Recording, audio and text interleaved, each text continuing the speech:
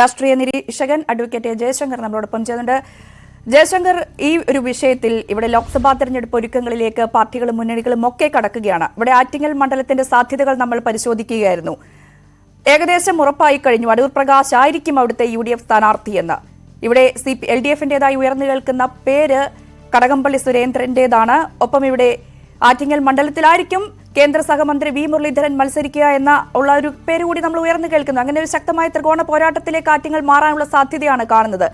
എങ്ങനെയാണ് ആറ്റിങ്ങലിലെ സാധ്യതകളെ ഈ ഘട്ടത്തിൽ നമ്മൾ കാണേണ്ടത്?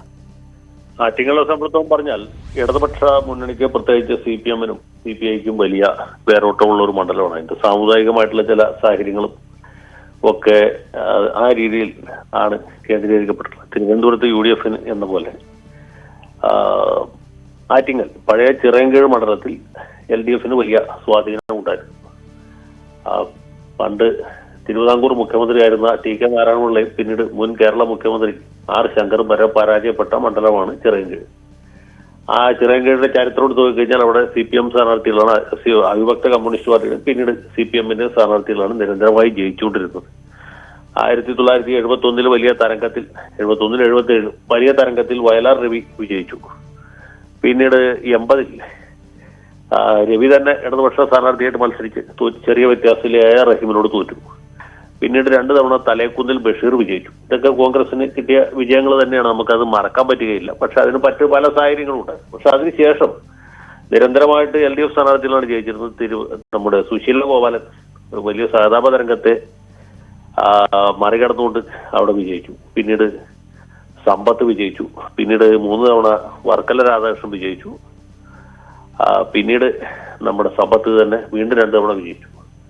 പക്ഷെ കഴിഞ്ഞ തവണ അടൂർ പ്രകാശ് വന്നപ്പോൾ അദ്ദേഹം വിജയിച്ചു. അപ്പൊ ഇവിടെ കാണേണ്ട ഒരു കാഴ്ച എന്ന് വെച്ചാൽ പ്രധാനപ്പെട്ട വളരെ ശക്തരായ സ്ഥാനാർത്ഥികളെ മത്സരിപ്പിക്കുകയാണെങ്കിൽ കോൺഗ്രസിന് ജയസാധ്യതയുണ്ട്.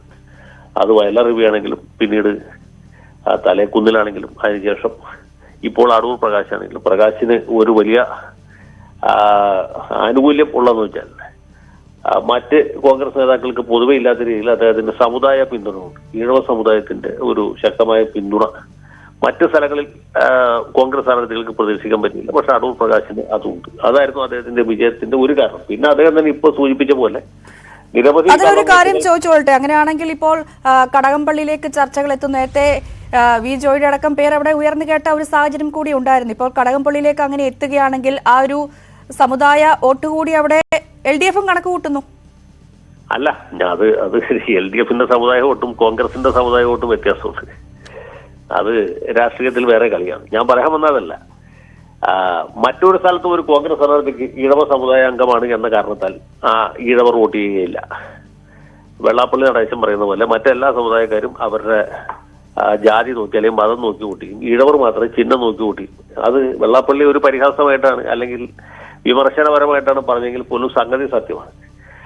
പക്ഷെ അടൂർ പ്രകാശിന് K ബാബുവിന് മാത്രമാണ് ഈഴവർ ഒരു സമുദായം നമ്മുടെ സമുദായക്കാരനാണ് എന്ന് വിചാരിച്ചു വോട്ട് ചെയ്യുന്നത്. അതുകൊണ്ടാണ് അദ്ദേഹം കോന്നിയിൽ നിന്ന് അവിടെ ജയിച്ചത്. ഞാനിപ്പോൾ ആ ഭാഗത്തേക്ക് അധികം വിശദീകരിക്കാൻ താല്പര്യപ്പെടുന്നില്ല, അതൊരു ശരിയായ രീതിയല്ലാത്തതുകൊണ്ട്. പക്ഷേ പ്രകാശിന് ഇതൊരു വലിയ അനുകൂല ഘടകമാണ്. രണ്ടാമത് അദ്ദേഹം വലിയൊരു അഭ്യാസിയാണ്. ഇന്ന് വരെ ഒരു തെരഞ്ഞെടുപ്പിൽ തോക്കാത്ത ആളാണ്. അത് നമ്മൾ ഓർക്കണം. ഈ കോന്നി പോലെ ഇത്രയും ഇടതുപക്ഷ പ്രാമുഖ്യമുള്ളൊരു മണ്ഡലത്തിൽ അടൂർ പ്രകാശ് നിൽക്കുമ്പോൾ അദ്ദേഹം ജയിക്കും. അദ്ദേഹം മാറി വേറൊരാൾ നിൽക്കുമ്പോൾ അവിടെ പരാജയപ്പെടും. അത് എന്തുകൊണ്ടാണെന്ന് ആലോചിച്ചാൽ മതി. അപ്പൊ ഇതൊരു ഘടകമാണ്. മൂന്നാമത്തത് അദ്ദേഹത്തിന് വലിയ സ്വാധീന ശക്തിയുണ്ട്. ആവശ്യത്തിൽ കൂടുതലും പണമുണ്ട്. പിന്നെ മണ്ഡലത്തിൽ വലിയ ബന്ധങ്ങളുണ്ട്. കഴിഞ്ഞ 5 കൊല്ലം അദ്ദേഹം ആ മണ്ഡലത്തിൽ നിറഞ്ഞ് കവിഞ്ഞ് നിൽക്കുകയായിരുന്നു. അപ്പൊ ഇങ്ങനെയുള്ള ഒരുപാട് അനുകൂല ഘടകങ്ങളാണ് പ്രകാശിനുള്ളത്. രാഷ്ട്രീയമായിട്ട് വലിയ മേൽക്കൈ LDF-നാണ്, യാതൊരു സംശയപ്പെട്ട 7 മണ്ഡലങ്ങളിലും നിയമസഭാ മണ്ഡലങ്ങളിൽ 7 സ്ഥലത്തും. അത് താങ്കൾ സൂചിപ്പിച്ചു രാഷ്ട്രീയമായ മേൽക്കൈയുണ്ട്, UDF-ന്റെ അനുകൂല ഘടകങ്ങളും താങ്കൾ പറഞ്ഞു. ഇതിപ്പോൾ നേരത്തെ ചിറയൻകീഴ് മണ്ഡലമായപ്പോഴും LDF-ന് വലിയ സ്വാധീനമുള്ള മണ്ഡലമായിരുന്നു.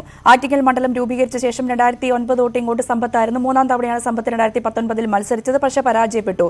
അന്ന് കോൺഗ്രസിനെ സംബന്ധിച്ച് UDF-നെ സംബന്ധിച്ച് സംസ്ഥാനത്തും അനുകൂലമായ പല ഘടകങ്ങളും ഉണ്ടായിരുന്നില്ലേ? രാഹുൽ ഗാന്ധി വയനാട്ടിൽ വന്ന് മത്സരിക്കുന്ന ഒരുപക്ഷെ പ്രധാനമന്ത്രിയാകുമെന്ന രീതിയിലേക്കുള്ള കണക്കുകൂട്ടലൊക്കെ അന്നുണ്ടായിരുന്നു. ഒപ്പം ശബരിമല വിഷയം ഏറ്റവും പ്രധാനപ്പെട്ടതായിരുന്നു. BJP-യാണ് കാര്യമായി ഉയർത്തിക്കൊണ്ട് വന്നെങ്കിൽ പോലും അതിന്റെ ആനുകൂല്യം കിട്ടിയത് കോൺഗ്രസിനായിരുന്നു. അങ്ങനെ അനുകൂല ഘടകങ്ങൾ ഒരുപാടുണ്ടായിരുന്നു. എന്നിട്ടും അരൂർ പ്രകാശിന്റെ ഭൂരിപക്ഷം എന്ന് പറയുന്നത് 38,000 വോട്ടുകളായിരുന്നു. മറ്റ് കോൺഗ്രസ് MP-മാരെ വെച്ച് നോക്കുകയാണെങ്കിൽ അത് അവിടെ കുറവായിരുന്നു. അങ്ങനെ നോക്കുമ്പോൾ നേരത്തെ താങ്കൾ സൂചിപ്പിച്ച പോലെ നിൽക്കുന്ന 7 നിയമസഭാ മണ്ഡലങ്ങളും അത് LDF-നൊപ്പം ചേർന്ന് നിൽക്കുന്നതാണ്. അത് കഴിഞ്ഞ തവണയും അങ്ങനെയായിരുന്നു, പക്ഷേ കാര്യങ്ങൾ മാറി. അങ്ങനെ നോക്കുമ്പോൾ LDF-ന് ഇത്തവണ ഒരു സാധ്യതയില്ലേ? അല്ല, LDF-ന് സാധ്യതയില്ലെന്ന് ഞാൻ പറഞ്ഞില്ലല്ലോ. LDF-ന് ഉള്ള സാധ്യതയാണ് വളരെ കൂടുതൽ. കാരണം രാഷ്ട്രീയമായിട്ട് LDF-ന് വലിയ മേൽക്കൈയുള്ള മണ്ഡലമാണ്. ഇനി ഞാൻ പറഞ്ഞു തീർത്തില്ല. അവിടെ BJP-യുടെ സാന്നിധ്യം വളരെ നിർണായകമാണ്. V. മുരളീധരനോ അല്ലെങ്കിൽ ശോഭാ സുരേന്ദ്രനോ മത്സരിച്ച് ജയിക്കുന്ന അർത്ഥത്തിലല്ല പറഞ്ഞു. കഴിഞ്ഞ മുമ്പത്തെ തെരഞ്ഞെടുപ്പ് നമ്മൾ താരതമ്യം ചെയ്ത് നോക്കിയാൽ 2014-ലും 2019-ലും കോൺഗ്രസിന് കിട്ടിയ വോട്ടുകളിൽ വലിയ മാറ്റമില്ല. ഏറെക്കുറെ അതേ വോട്ട് തന്നെ കോൺഗ്രസിന് കിട്ടിയുള്ളൂ. ബിന്ദു കൃഷ്ണയ്ക്ക് കിട്ടിയ വോട്ടിൽ നിന്ന് അധികം വോട്ടൊന്നും സമാഹരിക്കാൻ അടൂർ പ്രകാശിന് സാധിച്ചിട്ടില്ല. അത് മാത്രമല്ല, അദ്ദേഹം ഈ കള്ളവോട്ടുകൾ നേരത്തെ കണ്ടെത്തുകയും അത്രയും ആളുകൾക്ക് നോട്ടീസ് അയക്കുകയും അവർ രണ്ടാമത് വോട്ട് ചെയ്യാതിരിക്കാനുള്ള ഒരു സാഹചര്യം ഉണ്ടാക്കുകയും ചെയ്തു. അതും അദ്ദേഹത്തിന്റെ ഒരു മേന്മയാണ്. സാധാരണ ഒരു കോൺഗ്രസ് സ്ഥാനത്ത് ഇത്രയൊന്നും ഗൃഹപാഠം ചെയ്യുകയില്ല. അതൊരു ഘടകമാണ്. ഈ ഡബിൾ വോട്ടിംഗ് ആണ് കള്ളവോട്ടെന്ന് വെച്ചാൽ. അത് ഉദ്ദേശിച്ചത് ഒരു ആൾക്ക് 2 സ്ഥലത്ത് വോട്ടുണ്ടാവും. അയാൾ ആദ്യം സ്വന്തം വീട്ടിൽ വോട്ട് ചെയ്യും, പിന്നെ ഭാര്യ വീട്ടിൽ പോയി അവിടുത്തെ വോട്ടും ചെയ്യും. അതിന് സഖാക്കൾക്ക് ഒരു പ്രത്യേക നെറ്റ്വർക്ക് ഉണ്ട്. അത് അടൂർ പ്രകാശ് കണ്ടെത്തുകയും അത്ര ആളുകൾ വോട്ട് ചെയ്യുന്നത് അദ്ദേഹം തടസ്സപ്പെടുത്തുകയും ചെയ്തു. അതുകൊണ്ടാണ് സഖാക്കൾക്ക് വലിയ തിരിച്ചടിവുണ്ടായത്. അല്ലെങ്കിൽ കഴിഞ്ഞ തവണയും അവിടെ സമ്പത്ത് തന്നെ ജയിക്കുമായിരുന്നു.